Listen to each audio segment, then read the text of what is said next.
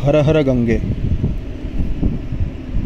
केदारनाथ पायी यात्रा, हिमालय यात्रा। आज तिसऱ्या दिवसाचा मुक्काम शिवपुरी या ठिकाणी आम्ही थांबलेलो आहोत। कालचा आणि आजचा भाग एकत्र देतोय याचं कारण काल दुपारपर्यंतच प्रवास झाला। परवा दिवशी सत्यनारायण मंदिरामध्ये आमचा मुक्काम झाला आणि पहाटे उठून आम्ही लवकर स्नानादिक कर्म उरकले। त्या ठिकाणी 2 हँडपंप आहेत। मग तिकडे गर्दी होती, बाकीचे येणारे लोक होते। सकाळी लवकर उठून स्नानादिक वगैरे कर्म उरकले, पूजा केली, आरती केली आणि नेमकी काल बुद्ध पौर्णिमा होती। पौर्णिमा असल्यामुळे सत्यनारायण मंदिरामध्ये नेहमीप्रमाणे किंवा ते कोणाचे ठरलेले असतील तसे सत्यनारायण महापूजा असाव्यात म्हणून पहाटेच म्हणजे सकाळी 6 वाजता पंडितजी आले। त्यांनी आम्हाला सांगितलं की तुमच्या बॅग बाहेर घ्या, आम्हाला पूजा मांडायची आहे। त्यांना जागा रिकामी करून दिली आणि बाहेर बसून पूजा केली, कॉफी बनवली। तिथून गरम पाणी, त्या आमच्यासोबतचा जो मुलगा होता त्याच्याजवळ गॅसची छोटीशी टाकी आहे, तर त्या टाकीवरती कमंडलूमध्ये पाणी गरम केलं, त्याच्यामध्ये कॉफीचे इन्स्टंट कॉफीच्या पुड्या सोडल्या आणि आम्ही ते कॉफी घेतली। एकंदरीत एवढं झालं आणि त्यानंतर तिथून आम्ही निघालो। साधारण 6:45 दरम्यान वगैरे निघालो असो। पुढे काही जास्त दूर नव्हतं, तसं दूर नव्हतं असं नाही, पण साधारण 12 किलोमीटर अंतर ऋषिकेशचं बाकी होतं। पुढे नेपाली तिराहा नावाचं एक ठिकाण आहे, तिथे आलो। दरवेळेला त्या पुलाच्या खालून आम्ही जात असतो, यावेळेला मात्र पुलाच्या वरून गेलो, कारण खाली जाऊन चहामध्ये वगैरे वेळ घालवण्यापेक्षा कॉफी झाली होतीच, पुढे जाऊन कुठेतरी थांबूयात असा विचार केला आणि आम्ही पुढे निघालो। त्या पुलावरून जात असताना डाव्या बाजूला मला एक सुंदर असं पिंपळाचं झाड दिसलं। नुकतेच त्याला कोवळे पानं आले होते आणि ते लाल गुलाबी असे दिसणारे पानं खूप सुंदर दिसत होते। आज बुद्ध पौर्णिमा आहे आणि भगवान बुद्धांना ह्या पिंपळाच्या वृक्षाखालीच ज्ञानाची प्राप्ती झाली असं म्हटलं जातं। म्हणजेच पिंपळाचं महत्त्व त्या दृष्टीने विशेष आहे। केवळ तेवढंच नव्हे तर भगवंतांनी देखील श्रीमद भगवद्गीतेमध्ये स्वतःची विभूती म्हणून अश्वत्थ वृक्ष सांगितलं आहे। एकंदरीत पिंपळाला विशेष असं महत्त्व आहे आणि हे पिंपळाचं झाड खाली जमिनीवर होतं, परंतु अगदी ब्रिजवरती येऊन त्याचे पानं आम्हाला स्पर्श करायला मिळावेत अशा सुंदर पद्धतीने ते उंचापर्यंत आलं होतं। तिथे एक मी फोटो काढला आणि त्याला मनोमन प्रणाम करून पुढे निघालो। पुढे आल्यानंतर एक पोलीस चौकी लागली आणि त्याच्या उजव्या बाजूला बँक ऑफ बरोडा, मला वाटतं पंजाब बँकेचं ATM होतं, तिथे आम्ही जरा थांबलो। सकाळची वेळ होती, गर्दी नव्हती, त्यामुळे थांबायला जागा मिळाली। बसलो, समोरच्या हॉटेलमधून चहा मागवला, 1-2घांनी समोसे खाल्ले, कोणी बिस्किटं खाल्ली। संतोष काळेंनी लाडू करून आणलेत। लाडू तसे सुकामेव्याचे सुंदर लाडू बनवलेत, त्याच्यामध्ये भरपूर तूप वगैरे टाकलं आहे, पण त्या बनवणाऱ्या स्त्रियांनी मात्र थोडीशी गडबड केली। त्याच्यामध्ये टाकण्याकरता वेलची पावडर वगैरे जी आणली होती त्याच्यामध्ये काळेंनी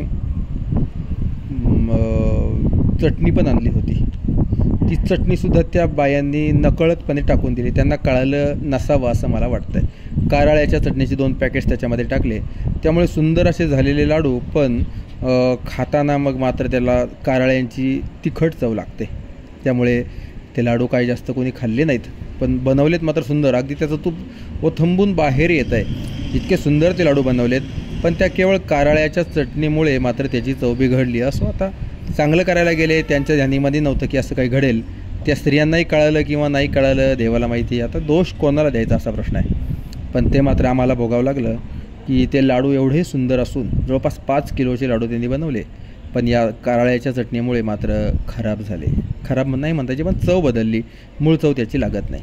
पण तरीसुद्धा भुकेच्या तडक्यामध्ये आम्ही ते लाडू मात्र कधीतरी खातो। तिथे ते लाडू खाल्ले, समोसा खाल्ला, कोणी बिस्किटं खाल्ले। तिथून निघालो। अरुणाचलम महादेव नावाचं एक मंदिर लागतं, तिथे आपण थांबूयात असं आम्ही ठरवलं होतं। दरवर्षी तिथे थांबतो, आरतीला जातो, जरा 2 मिनिटांची विश्रांती होते आणि मग पुढे जाता येतं असा एक विचार होता। तेथे गेलो, पाहिलं आरती चालू होती, पण दादा काय आतमध्ये दिसले नाहीत। मी आणि काळे 2 जण पुढे निघालो। पुढे गेल्यानंतर वाटचाल आमची चालू होती। आमच्या मागे आता 11 जणांचा समूह असल्यामुळे कोणी पुढे कोणी मागे, काही कोणाला ताळमेळ लागत नाही, पण मात्र एक 2 जण असे चाललेले असतात। अशी आमची वाटचाल चालू होती। बराचसं अंतर पुढे चाललो, ऋषिकेश शहर सुरू झालं होतं. खरं तर शहरामध्ये प्रवेश केल्यानंतर असं वाटतं की आता आपण पोहोचलो, पण हा जो हरिहर कैलास आश्रम आहे तो मात्र अगदी दुसऱ्या टोकाला आहे. मुनिकी रेती नावाचं जे ठिकाण आहे त्या नगर परिषदेच्या ऑफिससमोर असणारा हा कैलास आश्रम, हरिहर कैलास. तिथपर्यंत जायचं म्हटलं की खूपच अंतर पडतं. त्यामुळे त्या ऋषिकेश सिटी पूर्णपणे पार करून यावं लागतं. त्यामुळे जरी ऋषिकेश दिसत असलं, आपण शहरात आलो आहे हे जाणवत असलं, पण अजून बरंचसं चालायचं हे मनाशी ठरलेलं होतं. रस्त्यामध्ये एक टपरी दिसली, बंद होती. तिथे जाऊन जरा वेळ विश्रांती घेतली. 15-20 मिनटं बसलो असो मी आणि संतोष काळे परत पुढे निघालो. नेहमीप्रमाणे 3 रस्ते असणार एक तिठा किंवा तिराहा असा आला. तिथे उजव्या हाताला पिंपळाचं एक मोठं झाड आहे. तिथे आम्ही दरवेळेला थांबत असतो. तिथे गेलो. भगवान भोलेबाबांची छोटीशी पिंड तिथे आहे.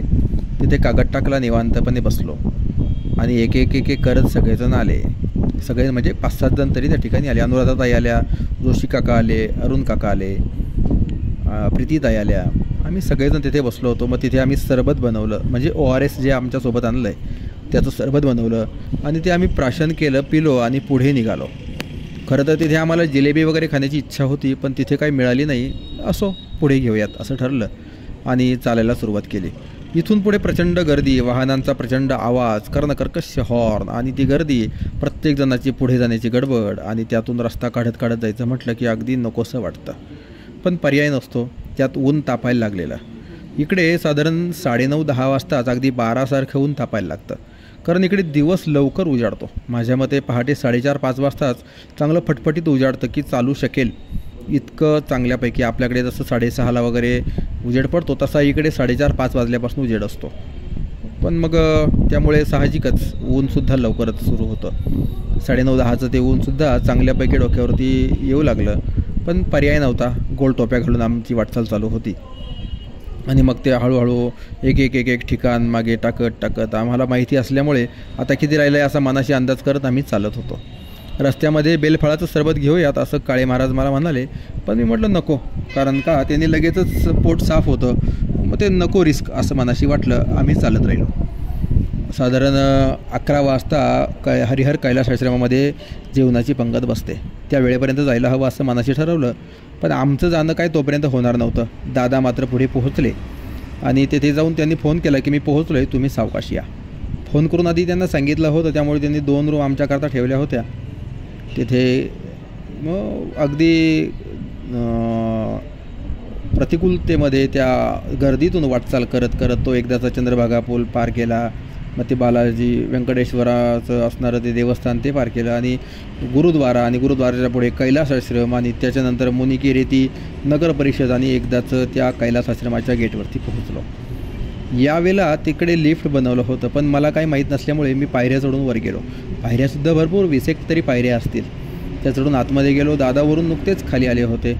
गेटवरच थंड पाण्याचं कूलर आहे. तिथे पाणी घेतलं. दादा म्हटले चलावर लगेच, आपल्याला 1 रूम मिळाली आहे, 1 रूम संध्याकाळी मिळेल, हरकत नाही. आणि ती रूम कुठे तर थेट शेवटच्या 3ऱ्या मजल्यावर, चला. आणि मग परत तेवढी 4 जिने चढून आम्ही वर गेलो. एव्हाना बाकीची मंडळीसुद्धा कोणी गाडीने, कोणी कसे आले होते. काही जण मागे होते. जेवणाला त्यांनी आम्हाला बोलवलं, पण मग सांगितलं की सगळे एकत्र जेवू.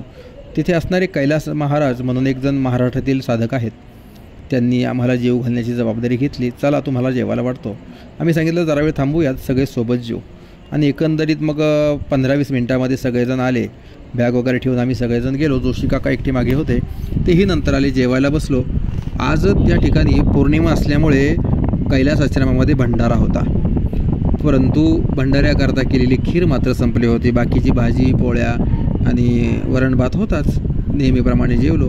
काय होतं की बाहेर बसलं की खावंसं वाटतं आणि जेवायला बसलं की जेवण जात नाही. काय असेल माहीत नाही. आता इकडचं रुटीन बसताना थोडासा वेळ लागणारच, साहजिकच आहे. असो, पण मग एकंदरीत जेवण छान झालं. जोशी काकाही आले, सगळेजण जेवलो. एकच रूम होती. एका रूममध्ये मग महिला झोपल्या. संतोषांनी मी दोघंजण एका बेडवरती बसे झोपलो. बाहेर बाकीची मंडळी बाहेर कूलर लावून झोपले. 2-2.5 तासांची झोप झाली असेल. 3:30ची घंटी झाली. त्या आश्रमामध्ये सकाळी 6:30ला चहाची घंटी होते. 11 वाजता जेवणाची घंटी होते. 3:30 वाजता चहाची घंटी होते. दुपारच्या 3:30ला चहा आणि बालभोग असतो. इथे शिकणारे जे वेदपाठ शाळेतील विद्यार्थी आहेत त्यांना अभ्यास करून वगैरे भूक लागते, मग त्यांच्याकरता चिवडा वगैरे असतो.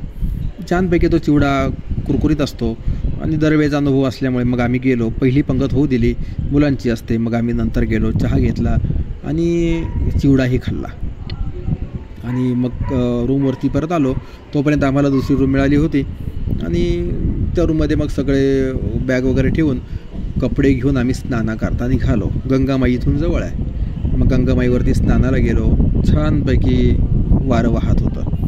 तर हिमालयाच्या दरीतून येणारी ती गंगामाई आणि तिच्यासोबत येणारं ते थंडगार वारं अंगाला स्पर्श करताच अगदी मोरपीस फिरल्यासारखं वाटत होतं. सायंकाळची वेळ, ऊन कमी झालेलं आणि ते थंडगार वाटणारं वारं अगदी अंगावरती रोमांच यावेत इतकं सुंदर वाटत होतं. आणि सगळी घाटावर असणारी गर्दी, ते भेळेचे वगैरे विक्रेते, अनेकांची स्नानाची गर्दी. आम्ही खाली उतरलो. एका बाजूला आरतीची तयारी चालू होती. मग स्नान केलं. मैयाच्या पाण्यामध्ये उतरायचं म्हणजे इकडे लाड चालत नाहीत. बाकी सगळे लाड नर्मदा माईकडे. गंगामाईच्या पाण्यामध्ये फार वेळ आपण थांबू शकत नाही. पाणी बरंचसं दूर गेलं होतं. पुढे जाऊन स्नान केलं. पण स्नानाला काय 5-10 कमंडलू अंगावर कसे बसे ओतून लगेच बाहेर पळायचं. बाहेर आलं की मग जरा बरं वाटतं, पण पाण्यामध्ये मात्र जास्त वेळ आपल्याला थांबता येत नाही. कारण लगेच ते इतकं थंड पाणी असतं ते की आपण जास्त वेळ थांबू शकत नाही. थांबायचं म्हटलं तर थांबता येईल, पण मग ते त्रास होतो त्याचा. त्यापेक्षा पटकन स्नान करून बाहेर आलो. स्नानाला जात असतानाच एक महात्मा मला दिसले.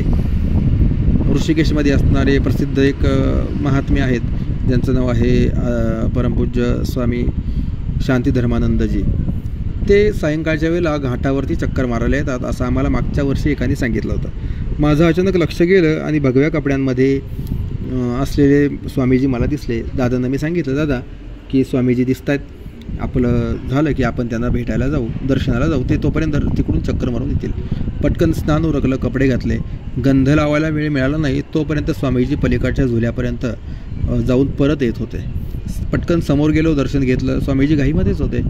कहाँ से आए हो सांगितलं. स्वामीजी मागच्या वर्षी तुमच्याकडे आलो, तुमची पुस्तकं घेतले, पायी यात्रा करतोय वगैरे. त्यांच्यापुढे त्यांनी ओळखलं, म्हणजे ओळख दाखवली. हां ठीक आहे, मागच्या वेळेला आले होते, असू द्यात, ठीक आहे, परत यात्रा झाली की दर्शनाला येऊ असं सांगून आम्ही निघालो. आणि तोपर्यंत गीतांजली आणि ते सगळे मंडळी आले. फक्त दादांना मलाच दर्शनाचा लाभ झाला. यांनी येताना भेळ आणली होती.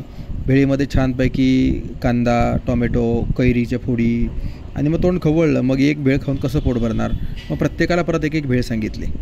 8-10 भेळी आणल्या. प्रत्येकाने एक भेळ खाल्ली आणि तिकडे आरतीची तयारी चालू होती. एक छोटीशी मुलगी, साधारण एक 5-7 वर्षांची मुलगी असेल, आली आणि ती ते आरतीचे असणारे फुलवाती आणि फुलं वगैरे ती विकत होती. घ्या घ्या म्हणून सांगितलं, पण आम्ही म्हटलं नाही आमच्याकडे आहे. पण मग आमच्यातल्या एकाला कल्पना सुचली. तिने तिला विचारलं, तुला काय हवं आहे. ती म्हणते मला भेळ खायची म्हणून मी विकते. म्हटले मग जा भेळ खा. मग तिला एक भेळ द्यायला सांगितली. तिला इतका आनंद वाटला की छानपैकी तिथे जाऊन ती उड्या मारू लागली. त्या माणसाने भेळ बनवली. तिला म्हटलं हे बाकीचं तुझ्याकडेच राहू दे, कोणाला तरी दुसऱ्याला दे, भेळ मात्र तू खा. काय खरंच मैया कोणत्या रूपाने येईल सांगता येत नाही. त्या मुलीच्या चेहऱ्यावरचा आनंद, मैयाचं दर्शन घडवून गेला. तिकडे आरतीची तयारी झाली होती. जोशी काका आणि कुलकर्णी काका आमच्याही पुढं होते. त्यांनी जाऊन त्या हवनामध्ये वगैरे सहभाग घेतला. आम्ही मात्र दूर होतो. आणि बरोबर 7 वाजता आरतीला सुरुवात झाली. इकडे आरती घेण्याकरता लाल साड्या नेसलेल्या 5 स्त्रिया होत्या. सुंदरपैकी त्यांनी आरती केली. ऋषिकेशच्या घाटावरती अनेक ठिकाणी, किमान माझ्या माहितीप्रमाणे समोरच्या स्वर्गाश्रमामध्ये, इकडे या घाटावर, मागच्या एका घाटावर, अशा बऱ्याच ठिकाणी 3-4 ठिकाणी तरी आरत्या होतात. प्रत्येक ठिकाणचं एक वेगवेगळी पद्धत आहे किंवा एक वेगवेगळा आनंद प्रत्येक ठिकाणचा आहे. आम्ही या ठिकाणी आरती अटेंड केली. आरती झाल्यानंतर मंत्रपुष्पांजली वगैरे झालं. नंतर मग आम्ही निघालो. जाताना डॉक्टरांना आणि ह्या सगळ्या मंडळींना पाणीपुरी खायची होती. त्यांनी पाणीपुरी खाल्ली. दादा आणि संतोष दादा दोघेजण रूमवरती जाऊन थांबले. आम्ही तोपर्यंत पाठीमागून गेलो. बाकीच्यांनी काही कपडे धुवायचे होते, काही वाळत घालायचे होते, ते सगळं केलं. आणि साधारण संध्याकाळी पूजा आरती तर काय घाटावरच झाली होती, त्यामुळे मग पूजा आरती केली नाही. पण मग जेवणाची वाट पाहत होतो. साधारण 9-9:30च्या दरम्यान रात्रीचं जेवण झालं. जेवण काय अगदी थोडंच खाल्लं, पण मग व्यवस्थित जेवण झालं. जरा शतपावली टेरेसवर जाऊन केली आणि मग निवांत बसलो. रूममध्ये आलो. AC ची हवा आम्हाला कोणालाच सहन होईना, ती जास्त थंड वाटू लागली. मग AC बंद करून फॅन लावला. आम्हाला रूम मिळाली होती. छानपैकी व्यवस्था तिथे आहे. या ठिकाणी सेवावृत्तीने रूम दिल्या जातात. ते विशिष्ट रकमेची मागणी करत नाहीत. गेले 4 वर्ष आम्ही इथे येतो. पण मग मात्र आपणही बाकीचा विचार न करता त्यांना जे काही द्यायचं असेल ते मनसोक्त द्यावं असा एक विचार आमचा असतो. छानपैकी झोप झाली. पहाटे लवकर उठलो आणि आवरून मग 4ची बेल वाजली आणि सगळे मुलं उठले. ह्या मुलांना उठण्याकरता 4 वाजता एक बेल वाजते. पण मग त्यांच्यासोबत जर उठावं तर मग आपली आणि त्यांची अंघोळीची गडबड बरोबरच होईल. जरा वेळ थांबलो, कारण त्यांचं महत्त्वाचं आहे. आपण काय थोडंसं उरकू शकतो, पण त्यांच्यातलं जर कोणाचं जर राहिलं तर म्हणजे त्याला विचारायला घाई होते. त्यापेक्षा आम्ही थांबलो. आमच्या तिथे अटॅच लॅट्रिन बाथरूम आहे, पण तरी एकेका वेळेला जावं लागेल. त्यापेक्षा म्हटलं बाहेर जाऊयात. बाहेर मुलांची गर्दी 5 वाजेपर्यंत थांबलो. 5 वाजता त्यांची घंटा झाली आणि पूजेकरता सगळे मुलं गेले. मग आम्ही उठलो. बाकीचं तिथं ब्रश वगैरे केला. सकाळचे कर्म उरकले. स्नानाकरता मैयावर गेलो. छानपैकी सकाळचं स्नान घडलं. पाणी जरा वाढलं होतं. स्नान करून परत आल्यानंतर पूजा झाली आणि बरोबर 6:30 वाजता घंटा झाली. चहा करता वर गेलो. चहासोबत बालभोग असतो. आज बालभोगाकरता भिजवलेले हरभरे आणि त्यांना फोडणी घातलेली होती. सुंदर असं ते हरभरे आणि त्याच्यासोबत चहा घेतला आणि आम्ही तिथून निघालो. आणि निघाल्यानंतर मग कैलास महाराज तिथे जे आहेत त्यांची भेट घेतली, त्यांचा निरोप घेतला आणि त्यांची निरोप घ्यायला एक 10-5 मिनटं तरी पण गेले असतील. लिफ्टनी खाली आलो आणि सगळेजण केदारनाथच्या वाटेने निघाल्यानंतर मग पुढे रामझुला लागतो. त्या रस्त्यानेच आम्हाला पुढे जायचं होतं. रामझुल्याच्या पुढे मग मात्र चढ लागतो. इथून तपोवन 5 किलोमीटर आहे. तपोवन 5 किलोमीटर आणि जाताना चढ असेल असंच आम्हाला जाणवलं. सकाळची वेळ, लगेच हातपाय तयार होत नाहीत. पाठीवरती वजन, जरा जास्त वजन वाटायला लागतं आणि आम्ही वाटचाल करत पुढे आलो. दमछाक झाली. तपोवनमध्ये आल्यानंतर उजव्या हाताला एक रस्ता जातो तिकडून आणि डावीकडे एक जातो. तिकडे न वळता उजवीकडे वळालो आणि तपोवनच्या त्या बाजारातून, तपोवन जरी नाव असलं तरी तिकडे मात्र सगळे हे राफ्टिंग वगैरे करणारे जे मंडळी आहेत, कॅम्पिंग वगैरे करणारे, त्यांचंच सगळ्यांचा वावर दिसतो. मोठी बाजारपेठ, मोठमोठे हॉटेल्स, म्हणजे साधकांकरता वगैरे तपोवन हे फक्त नाव आहे. बाकीचं आतमध्ये असेल, आश्रम वगैरे असतील, देवाला माहिती. पण एकंदरीत दर्शनी स्वरूप मात्र अगदी पर्यटकांकरताच, आणि तेही हौशी पर्यटकांकरता असं म्हणता येईल. असो, आपल्याला काय करायचं आहे. आमचं चालायची वाटचाल त्या रस्त्यातून होती. पुढे चालत आलो. तो संपूर्ण बाजार पार करून आम्ही पुढे येऊन पोलीस स्टेशनच्या जवळ संतोषदादा येऊन बसले. त्यांच्याजवळ मी येऊन जरा वेळ आराम केला. डॉक्टर आले. बाकीचे मंडळी पुढे मागे चालतच होते. सकाळची वेळ होती. वाटचालीला काही जास्त त्रास वाटत नव्हता. आत्तापर्यंत मात्र जरा थोडीशी दमछाक झाल्यासारखी वाटत होती. पुढचा प्रवास मात्र थोडासा सपाटीचा होता, त्यामुळे काही वाटलं नाही. आणि वाटचाल करत करत जसं आम्ही पुढे आल्यानंतर गावाच्या बाहेर पडलो आणि मग थोडंसं निवांतपणा वाटला. इकडे रस्ता बऱ्यापैकी रुंद आहे. एका वेळेला 2 गाड्या सहजपणे जाऊ शकतात आणि डाव्या उजव्या बाजूला साईड पट्ट्यासुद्धा आहेत, त्यामुळे चालायला अडचण येत नाही. रस्ता किंवा डोंगर आणि बाजूची दरी बऱ्यापैकी अंतर असल्यामुळं सुरक्षितपणे चालता येतं. आम्ही वाटचाल करत निघालो. 9:30-10पर्यंत चाललो आणि रस्त्यामध्ये मग थोडंफार 2-5 मिनटं बसायचं. सकाळचा नाश्ता झाला होता. चणे खाल्ले होते, त्यामुळे चना जोर गरम असं म्हटल्यामुळे चांगल्यापैकी सगळेजण चालत होते. भुकेची जाणीव काही नव्हती, पण तरीसुद्धा कोणी ORS वगैरे पित होतं, कोणी काय. रस्त्यामध्ये जाताना मग एक संतोषदादा आणि आम्ही सरबत केलं. ते घेऊन आम्ही तसंच पुढे निघालो. नंतर पुढे गीतांजली आणि ते आले. डॉक्टर पुढे दिसले. डॉक्टरांनी थांबवलं. आम्ही तिथे एकत्रित चहा घेतला. चहा घेऊन मग आमची उन्हामध्ये वाटचाल सुरू झाली. वळणावळणांचा रस्ता, थोडाफार चढ आणि गाड्यांची वर्दळ. डाव्या बाजूला असणारा पहाड, उजव्या बाजूला वाहणारी गंगा मैया, तिचा तो खळाळता प्रवाह, पाण्यामध्ये दिसणारे ते राफ्टिंग करणारे तरुणांचा ग्रुप, हे सगळं दिसत होतं. आमची वाटचाल छानपैकी चालू होती. 11च्या नंतर मग मात्र भरपूरच ऊन लागू लागलं. चालणं तसं कठीण होऊ लागलं. पाण्याच्या बाटल्या होत्या, पण पाणी किती पुरणार. आणि पुढे आल्यानंतर एक उजव्या बाजूला एक हॉटेल होतं. त्या हॉटेलमध्ये आम्ही थांबलो. म्हणजे बाहेर बसलो. एक फ्लेक्स लावला होता, त्याची सावली होती. त्या सावलीमध्ये जरा विसावलो आणि जसं काय तिथे विसावलो, मग तिथे सरबत केलं. आणि त्यानंतर आम्ही जसं पाठीमागून काही मंडळी आले, आमच्यातलेच ग्रुपमधले आले, सगळेजण एकत्रित बसलो. मागे पुढे प्रत्येकजण चालत होताच. दादा, आमलेदादा आणि मायाताई पुढे गेले.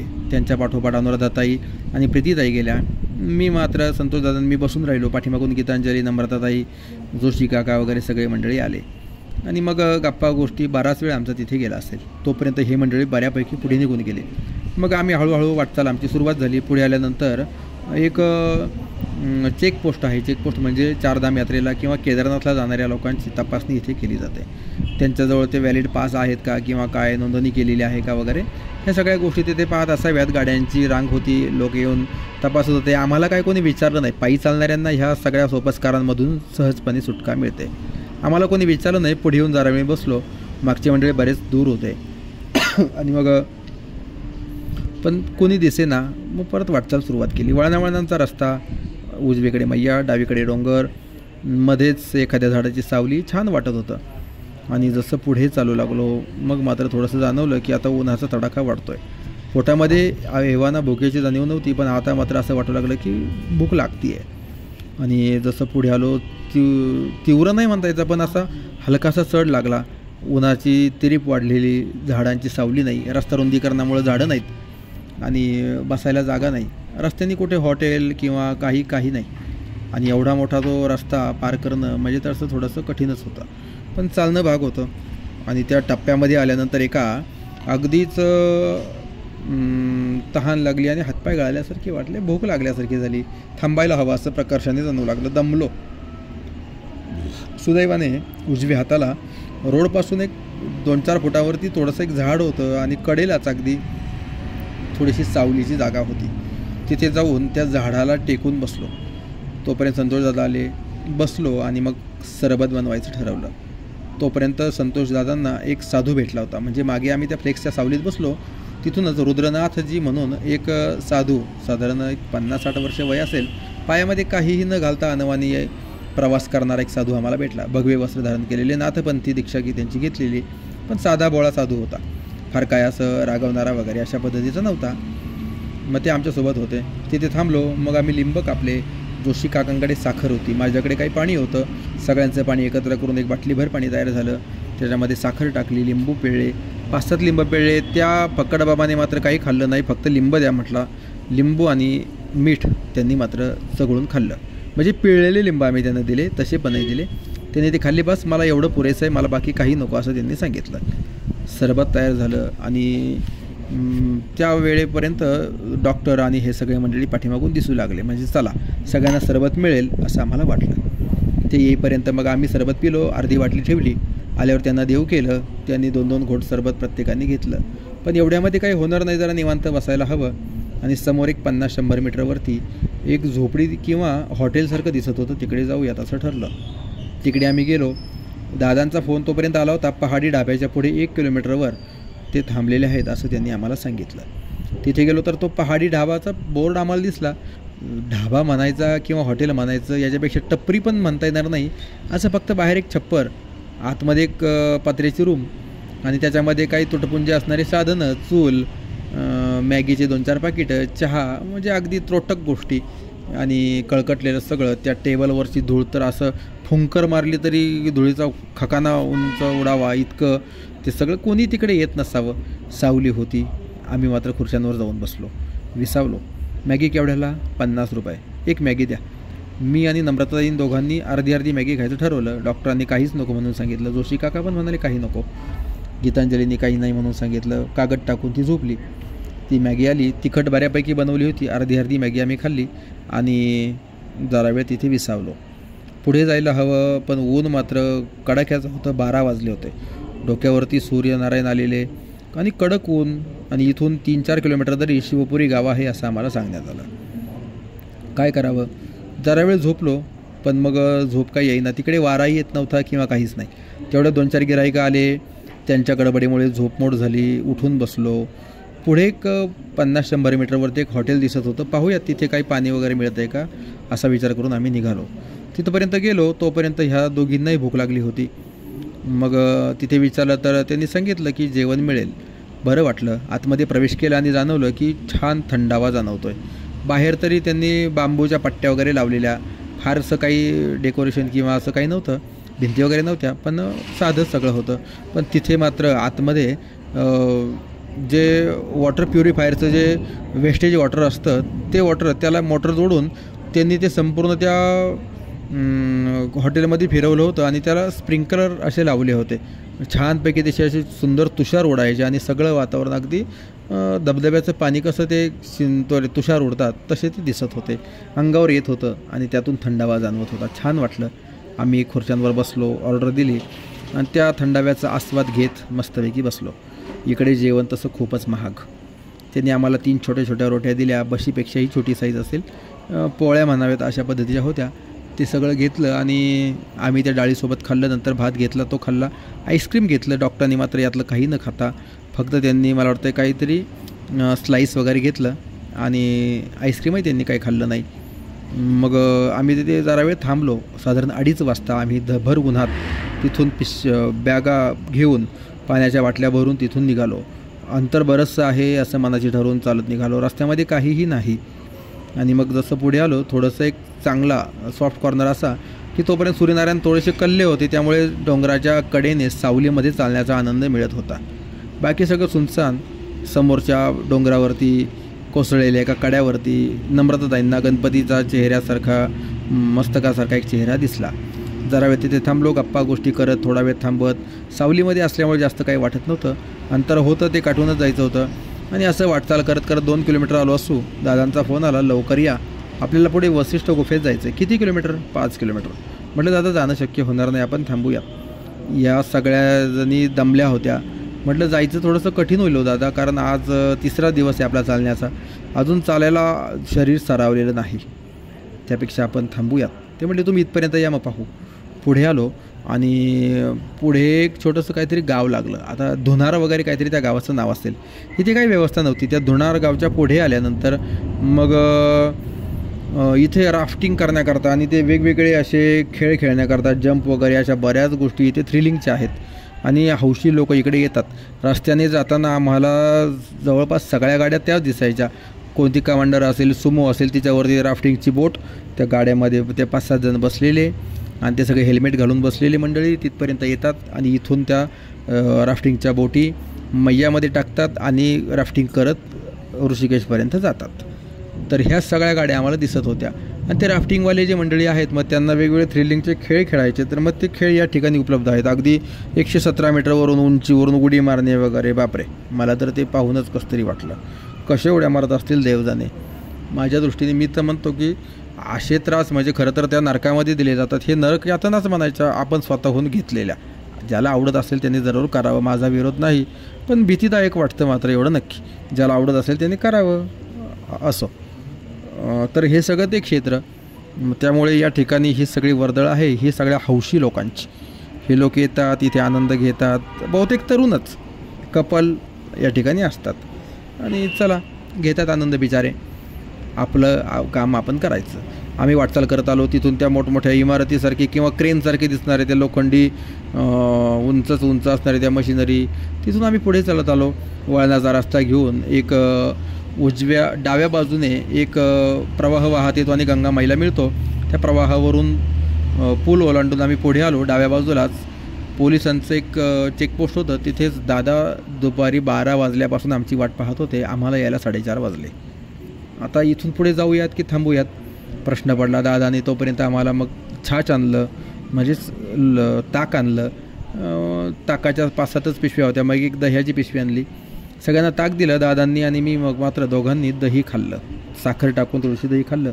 पुढे जाऊयात की नको असा विचार मनामध्ये आला. आज सकाळीच नेमके अरुण काका कुलकर्णी यमुनोत्री आणि गंगोत्रीची यात्रा करण्याकरता ऋषिकेशवरूनच आमच्यापासून दूर गेले. ते पुढे येऊन आम्हाला भेटतील. मग आत्ताही चालताना हे सगळे मंडळी जसे पुढे आले होते त्यापैकी अनुराधाताई त्या मात्र पायी हळूहळू चालत पुढे वसिष्ठ गुफेपर्यंत गेल्या. इथून मॅपला 6 किलोमीटर दाखवत होतं. लोक 5 किलोमीटर सांगायचे, कुणी 4 किलोमीटर सांगायचं. जावं की नाही असा प्रश्न पडला. दादांनी आणि संतोष दादांनी चौकशी केली. 1000-2000 रुपये एकेका रूमचं भाडं आम्हाला सांगण्यात आलं. काय करावं पण त्यांनी एका ठिकाणी जुगाड लावलं आणि 1000 रुपयामध्ये 2 रूम अशा आम्हाला रूम मिळाल्या. जेवणाचे 100 रुपये प्लेट या हिशोबाने आम्हाला जेवण मिळेल असं त्यांनी सांगितलं.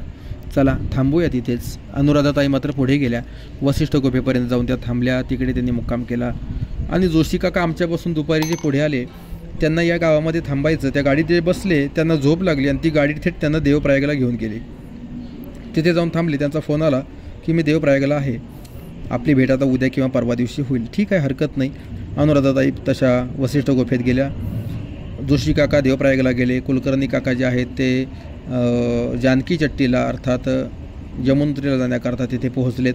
आणि आम्ही 8 जण मात्र इथे आहोत. 4 लेडीज 4 जेंट्स असे आम्ही 4 महिला भगिनी आणि 4 आम्ही दादा, आम्ही संतोष दादा आणि डॉक्टर, आम्ही 4घे जण एका रूममध्ये. गीतांजली, नम्रताताई, प्रीतीताई आणि मायाताई अशा 4घी जणी पलीकडच्या रूममध्ये. अशा 2 रूम आम्हाला मिळाल्या. खाली जाऊन जेवण केलं. छानपैकी तंदूर रोटी त्यांनी आम्हाला दिली होती. तंदूर रोटी खाल्ली. जेवण सुंदर झालं. त्यानंतर संतोष दादांनी आईस्क्रीम आणली होती, ती खाल्ली. डॉक्टर जेवले नाहीत, संतोष दादा जेवले नाहीत. आम्ही 6 जण मात्र भरपेट जेवलो आणि येऊन निवांतपणे आता इकडे विसावलो आहे. बाकीचा हिशोब वगैरे चालू आहे. वातावरण अगदी ढगाळ दुपारपासून जाणवत होतं. वातावरण तापलं होतं, ऊन तापत होतं. त्यामुळे पावसाची शक्यता निर्माण झाली होती आणि आता मी बोलतो आहे पावसाचे थेंब पडू लागलेत. छानपैकी थंडगार वारं वाहत आहे. अजूनही रस्त्याला वाहतूक चालू आहे आणि एखादा अर्धा टिपका अंगावर पडतो आहे. इकडच्या पावसाचं काही सांगता येत नाही, कधीही येईल आणि उघडूनही जाईल. पण सुंदर असं वातावरण. आणि या शिवपुरी गावामध्ये असलेला आमचा हा 3ऱ्या दिवसाचा मुक्काम या ठिकाणीच आपण थांबूयात. आता उद्या पहाटे लवकर उठून चालत जाण्याचा आमचा विचार आहे. पाहूयात काय असेल मैयाच्या मनामध्ये, त्यानुसार आमची वाटचाल होईल. असो, एकंदरीत आपण हा सगळा आनंद घेत आहोत हिमालय दर्शनाचा. तुमच्यासोबत मी आहेच. भेटूयात परत उद्याच्या भागामध्ये. तोपर्यंत सगळ्यांना हर हर गंगे.